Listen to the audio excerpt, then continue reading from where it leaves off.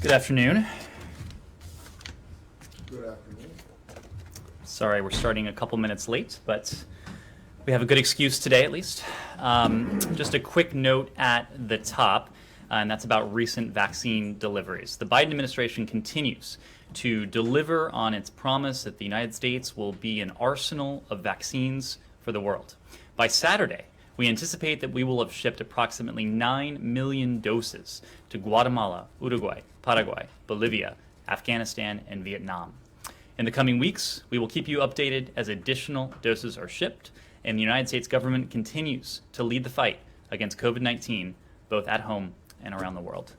So with that, happy to take your questions. I just want to start before we get any questions, just apropos of nothing in particular, just again to say that the State Department press corps appreciates the fact that you're getting up every day, or almost every day, and answering our questions, whether we like the answers or not. So. Once again, I'm happy to conclude the briefing there if no further questions. So. Yeah, no, you're not going to be able to get away with that. I appreciate that. You will have seen the President's remarks on Afghanistan just now. Earlier this week, I asked you if you recalled the letter that Syrian had sent to John Gunther Dean, who was the ambassador to Cambodia in 1975, and it doesn't seem to have gotten that much of that much attention as opposed to other things. So it's 8 sentences, so I'm just going to read it. Dear Excellency and friend, I thank you sincerely for your letter and your offer to transport me towards freedom. I cannot, alas, leave in such cowardly fashion. As for you, and in particular for your great country, I never believed for a moment that you would have this sentiment of abandoning a people which has chosen liberty. You have refused us your protection, and we can do nothing about it. You leave, and my wish is that you and your country will find happiness under the sky. But mark it well, that if I shall die here on this spot, and in my country that I love, it is too bad, because we are all born and must die one day. I have committed this mistake of believing in you, the Americans. Regards, Syrian attack. Of course, he was killed by the Khmer Rouge several days later. Given the President's comments and intention to withdraw, does this have any impact on you guys at all? Matt, I would reiterate what it is you just heard moments ago from President Biden. And it is something that you have heard over and over again since the President announced our plans just a couple months ago. And that is the fact that U.S. support for the Afghan people, for the Afghan government, will endure.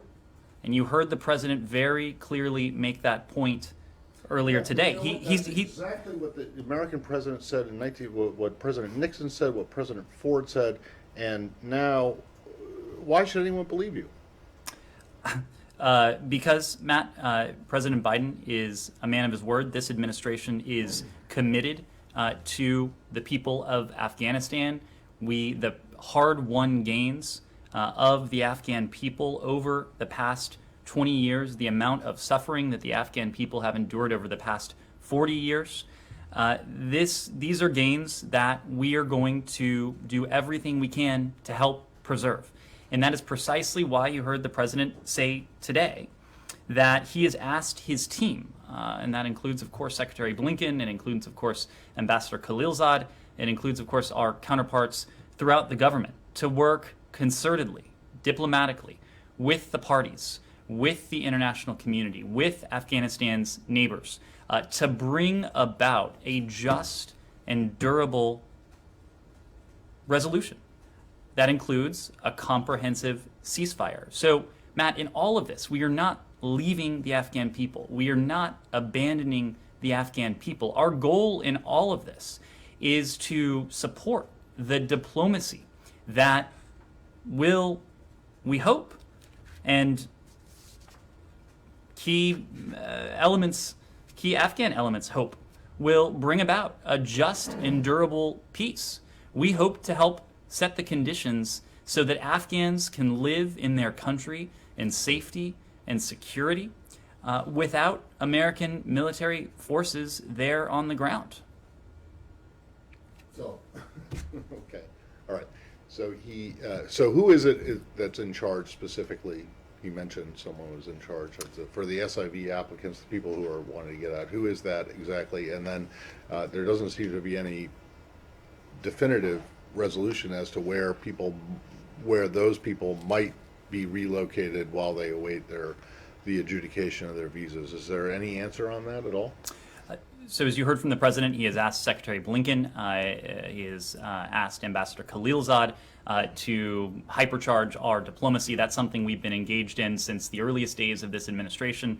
Brian McCune, the Deputy Secretary of State for Management and Resources, is playing a lead role when it comes to the SIV process. He is working closely not only with Secretary Blinken, but with the White House as well. When it comes to the SIV program, of course, this has been a priority of ours even before this military withdrawal began. You heard the president say today that we have identified locations outside of the continental United States and in third countries. The State Department has been engaged with various countries, a number of countries, diplomatically on this issue. Wouldn't want to detail beyond that at this point. But you heard the president say today that relocation will begin later this month. So as soon as we have more details to provide, we certainly will. So Brian is the point person here? That's right. Okay. Abby. You said that you've identified and engaged diplomatically with third countries. Have you received a commitment from specific countries to take in the SIVs as they finish their application? We have had conversations with a number of countries. Many of those conversations have been very constructive and positive, but I wouldn't want to detail potential locations at this time. Can you expand upon what the president said regarding asking Congress to change the law to allow for them to come to U.S. territories? So as you know, the SIV program, its requirements are statutorily mandated. As I recall, there are about 12 steps that applicants have to go through. So for the State Department, for the Department of Homeland Security, which also has a role in this, we have done what we can to accelerate the processing time through resources, putting more people on this task, more resources at the Chief of Mission level as well. And by doing so, we've been able to shave significant time off the average processing it takes for each applicant. But there are certain things we can't do because, again, the SIV process is written into statute. And so for us to fundamentally change that process, it would require cooperation from Congress. Of course, we've been heartened that Congress also sees this as a priority. Congress attaches a great deal of importance to this program, as do we. And so we have been really gratified by the cooperation and the interest we've seen from Congress on this. Simon? The president repeatedly been calling for the Afghans to be united and for there to be unity among the Afghan government. Is the US pressing Ghani specifically to form a national unity government? We have always said that this process has to be Afghan-led and Afghan-owned. Whatever endures will have to be, in our view, Afghan-led and Afghan-owned. Because only if it is such will it have support of the Afghan people, will it have legitimacy in the eyes of the Afghan people, will it have legitimacy in the eyes of much of the international community. And so that is why we have been engaged in this diplomacy, but we have supported the diplomacy. We're not a direct party to the intra-Afghan talks. Of course, there was a separate agreement between the United States and the Taliban. But when it comes to the intra-Afghan talks, these are talks between and among the Afghans themselves. Do you think that the current administration has the qualities you described? I'm sorry, has the what? Is Afghan-led and Afghan-owned? the current Afghan government, does it meet the requirements that you're describing? Oh, certainly. The current Afghan government is. What comes next, any changes that may come in the coming months or years, those will similarly need to be Afghan-led and Afghan-owned. Sure, yeah. Christina.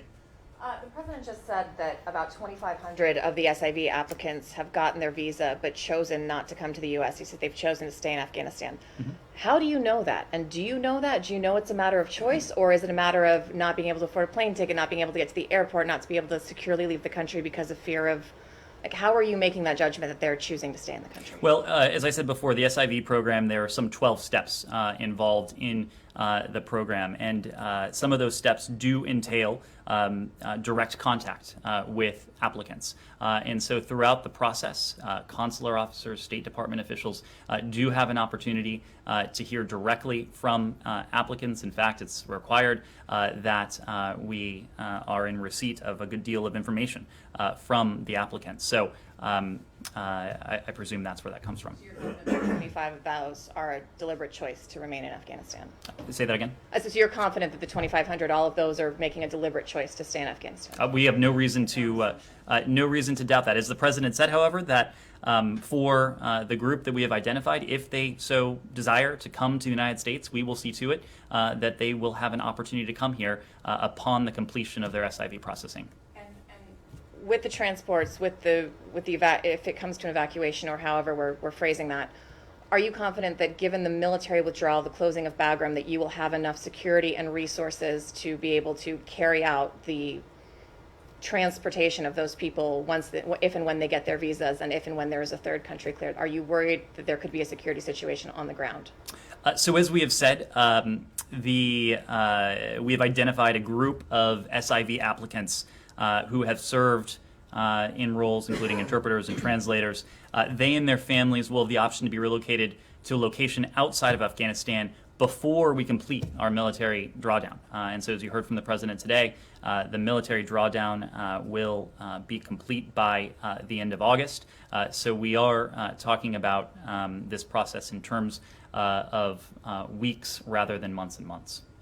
Kylie, yep. I'm just curious about, you guys continually say this will happen before the drawdown in September, but then you guys also say that approximately 9,000 of these 18,000 are in more progressed positions. So I'm just wondering, does that mean that you're going to conclude only the 9,000 by September, or does it mean you're going to conclude the total 18,000 that are on this list? So we haven't attached a number to it yet, but as I just reiterated, we have identified a group of these applicants who have assisted us and who are at some degree of risk. That's who we're talking about at the moment. That said, we are, and I've made this point before, the State Department, the Defense Department, U.S. government agencies, we're inherently planning organizations. And so we're planning for all contingencies so that we're prepared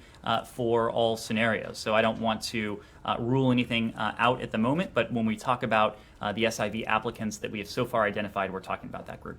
So it's defining those who have some risk associated with their situation. That's how you're defining a full evacuation or relocation. Well, that's right. The SIV program, it has a number of requirements, again, that, as I understand it, are written into statute. And so the requirements to qualify for this is quite well defined. So can I follow up on that? Yep. So the pledge the president has made to get all these people out before the military drawdown does not include the entire set of people who are applying for this SIV visa. You're defining that by this subset of people you believe are at imminent risk. Again, we're preparing for any number of contingencies. What we have done so far, we have identified a group of SIV applicants who are at risk, and we will be prepared to transport them along with their families to third locations while they await their SIV processing. Yes. Is the U.S. looking at expediting visas for some vulnerable Afghan groups that are outside of the SIV applicant pool? And what would those characteristics be, and would they possibly be evacuated as well? So, to my previous comment, the SIV program is intended for a rather narrow group of people who have served the United States government in various capacities, including as interpreters and translators over the years. We are cognizant, however, that a number of brave Afghans who have wanted to see a brighter future for their country, have helped us in any number of ways over the years. And this goes back to the point I was making before. We're planning for all contingencies for all scenarios. We don't have anything to announce when it comes to programs beyond SIV at the moment.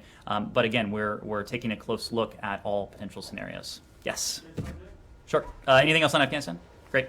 Yeah, do you have any update? What sounds like we have one. Just specifically, I just wanted to push one more time. It's been reported that Kazakhstan, Tajikistan, and Uzbekistan are among countries you've been talking to. Can you, are those the countries that we're talking about here? We have spoken to a number of countries. State Department officials have. Other administration officials have done the same. I'm not going to specify countries at this stage, but as soon as we have more details to share about potential relocation options, we will. That, it makes sense for logistically, distance-wise, to put them somewhere close to Afghanistan rather than, I don't know, I'm looking at the map up there, Canada. Denmark. Look, I'm not going to comment. Let's go down Chile, for example. I mean, does it not make sense that? Well, if the ultimate goal upon processing a successful adjudication of an SIV application is to bring an applicant here to the United States, that speaks to a different theory of the case. So. Well, okay. So are you saying that Chile makes more sense then because it's? I am not tipping my hand and in. Get into something we'll go into later. Maybe Haiti. I am not tipping my hand in any direction. We are speaking to a number of countries about this important topic. Yes, Michel. Yeah, do you have any update on the meetings that Ambassador Shia held in Saudi Arabia on Lebanon? So I understand these meetings are ongoing, or they only recently concluded. I suspect we'll have more details to share going forward. But I will say that the French Ambassador Anne Griot and U.S. Ambassador Dorothy Shea, they've conducted important trilateral consultations with Saudi Arabia today to discuss the situation in Lebanon and ways in which together we can support the Lebanese people and very importantly help to stabilize the Lebanese economy that has placed such a tremendous burden on the Lebanese people. But as we do have additional details to share, we'll do that. You said yesterday in the briefing that in partnership with her French and Saudi counterparts, Ambassador Shea will also continue to develop a trilateral diplomatic strategy focused on government formation and the imperative of undertaking urgent and necessary reforms. Do you have any or more clarity on this strategy today, or can you elaborate on that strategy? Well, the strategy we have called for, and the strategy that I think is collectively shared by a number of our partners, is one that seeks to have Lebanon's leaders, again, show sufficient flexibility to support a government that is principally willing and capable of supporting fundamental reform so that the Lebanese people can achieve and have access to some of that humanitarian relief and to achieve their full potential. They being the Lebanese people, deserve a government that will urgently implement those necessary reforms, especially given the deteriorating situation of the Lebanese economy. And we talked about the skyrocketing inflation rates yesterday and the burden that is placing on Lebanese families.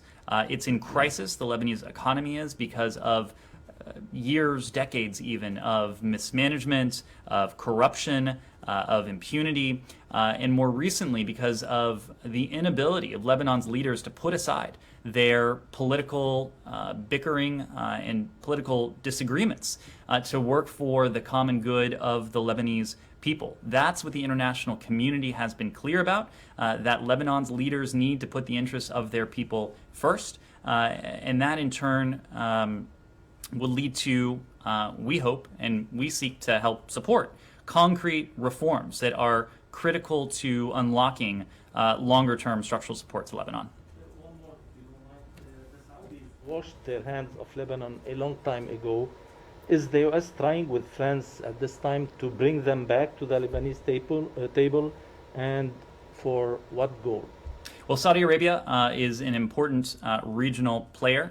It is an important stakeholder in Lebanon. What we are trying to do, what any number of partners of ours are trying to do, is to put a spotlight on the humanitarian plight of the Lebanese people. This was a constant topic of discussion when the secretary was in Europe last week, I suppose it was, and he discussed Lebanon with a number of interlocutors, to include His Holiness Pope Francis.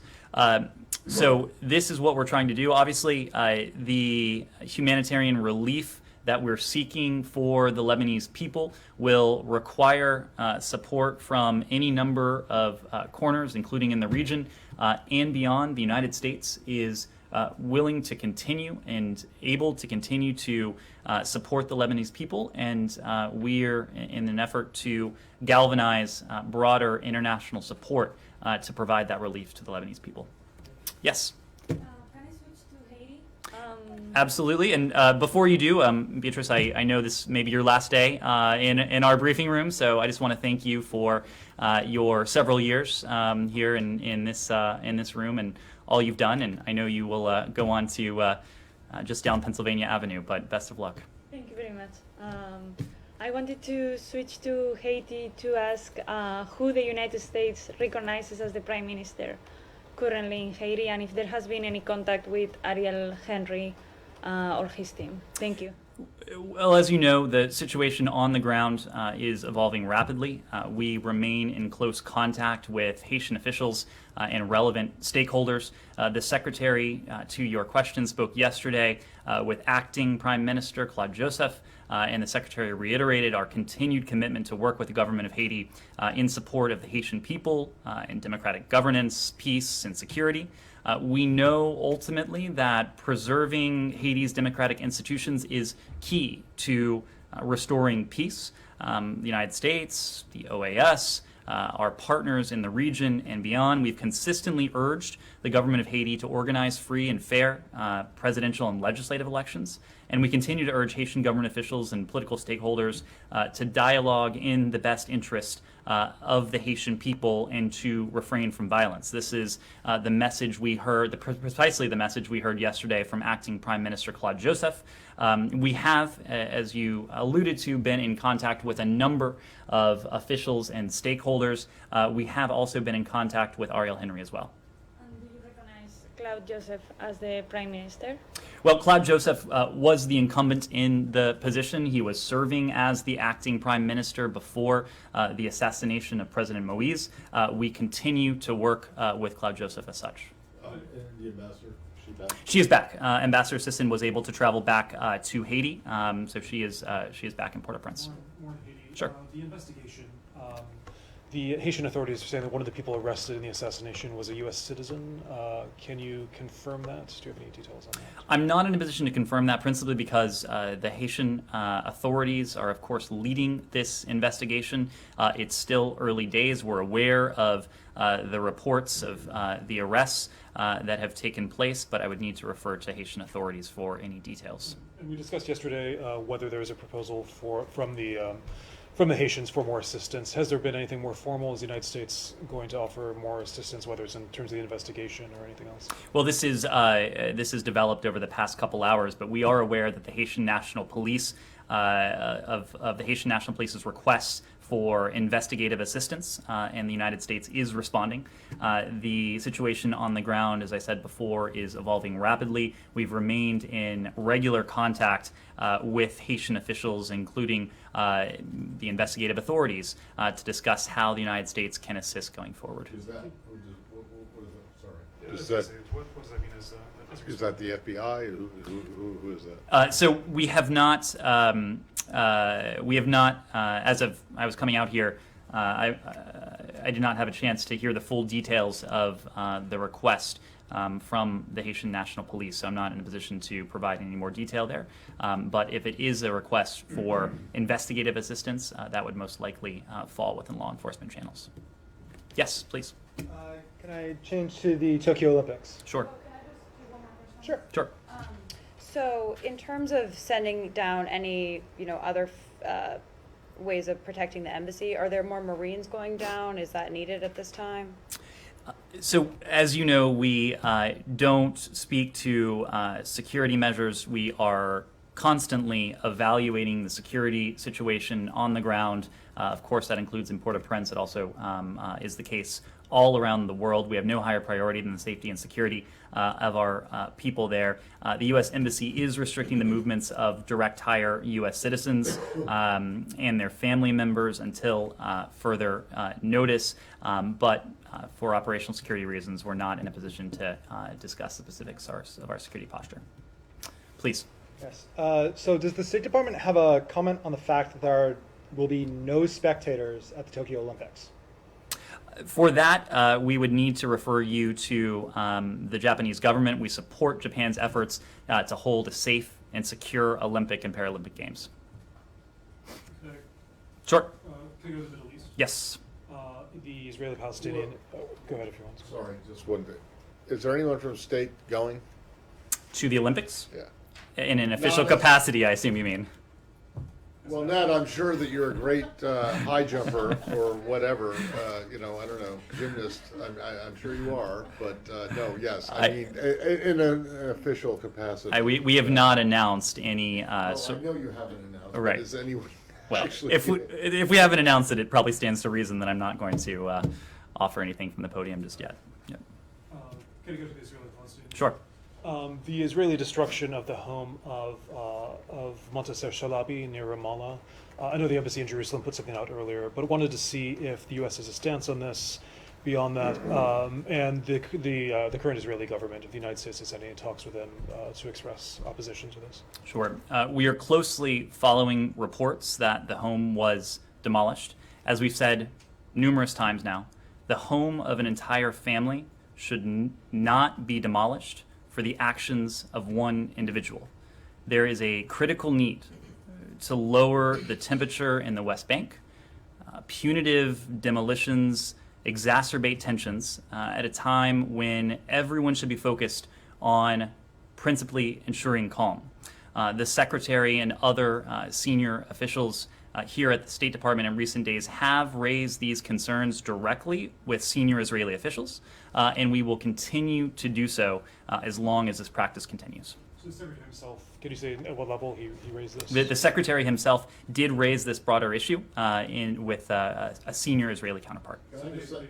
I mean, they dismissed the... I'm not going to characterize it, but we attach a good deal of priority to this, knowing that the home of an entire family should never be demolished for the action of one But individual. when you say that you're following reports that this house was demolished, do you know that it was demolished?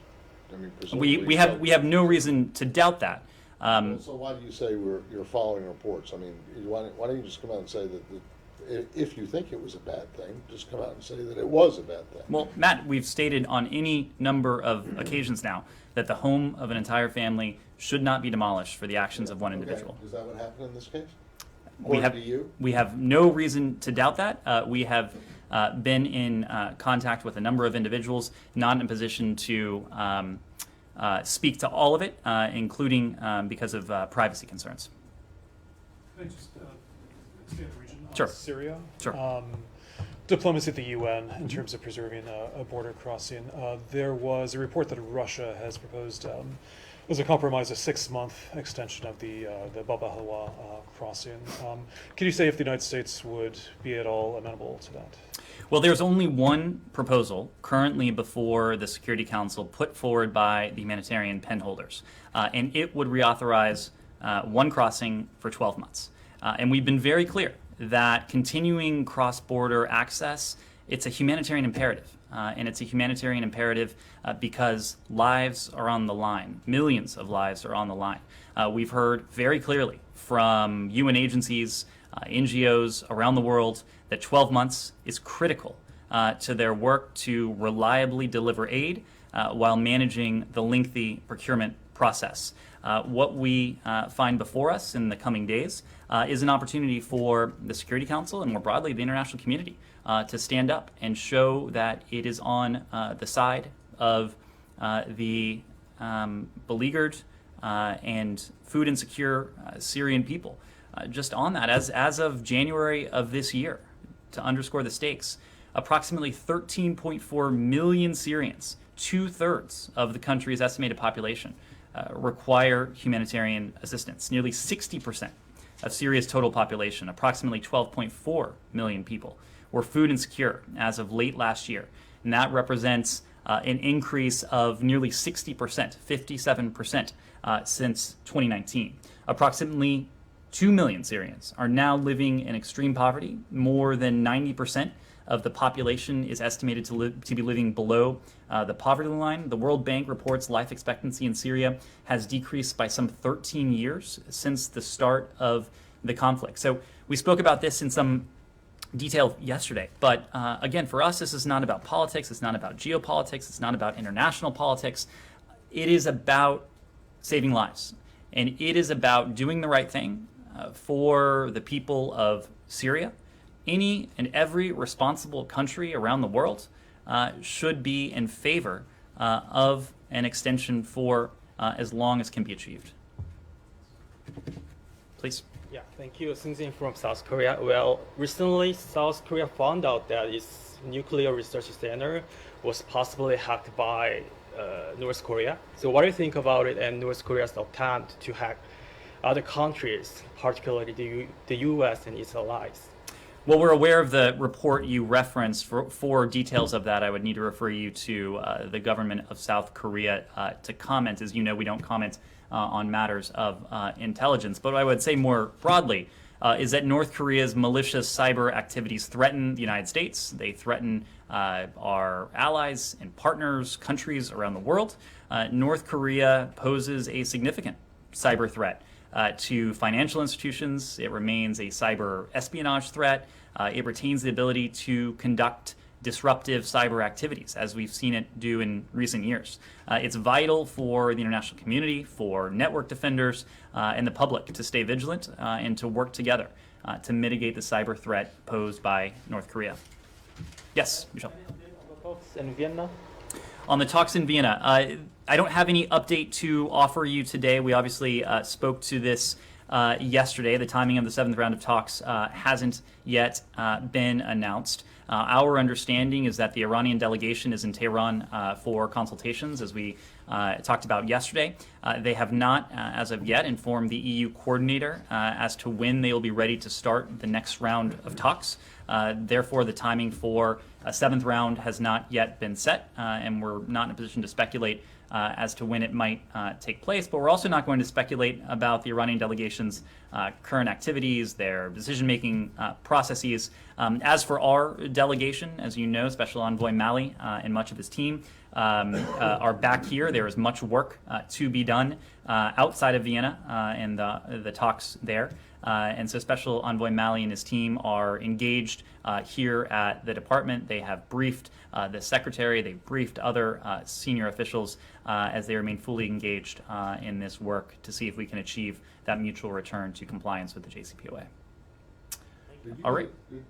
Just what I started off with yesterday, the Hong Kong consulate. I don't have an update for you on the COVID situation at the Hong Kong consulate. As you know, we're constantly adjusting given conditions in any locale. Thank you. Thank you very much, everyone. Yes.